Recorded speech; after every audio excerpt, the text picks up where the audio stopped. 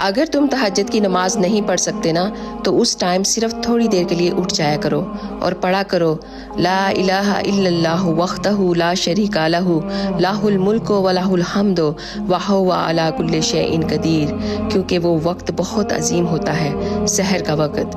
और एक बात बताऊं, खुदा ना किसी चीज़ को भी नहीं छोड़ता, ये बात हमेशा याद रखना। खुदा के यहाँ जो गिव एंड टेक का मामला है ना, वो बहुत फास्ट है। आप तहज्जुद पढ़ना शुरू करो, फिर देखो आपकी ज़िंदगी कैसे बदलती है। एक रवायत में आता है कि अगर आप दुनिया चाहते हो तो तहज्जुद पढ़ा करो, दीन चाहते हो तो तहज्जुद पढ़ा करो, आखिरत चाहते हो तो तहज्जुद पढ़ा करो। हदीस कुदसी है, परवरदिगार आलम फरमाता है कि ए मलाइका, जब मेरा बंदा रात की नींद की हालत में मेरे लिए खड़ा होता है और उसकी ठोरी उसके सीने से टकराती है, गवाह रहना मैंने उसे वो सब दे दिया जो वो चाहता है। सुभान अल्लाह। अल्लाह ताला हम सबको तहज्जुद की नमाज़ पढ़ने की तौफीक अता फरमाए।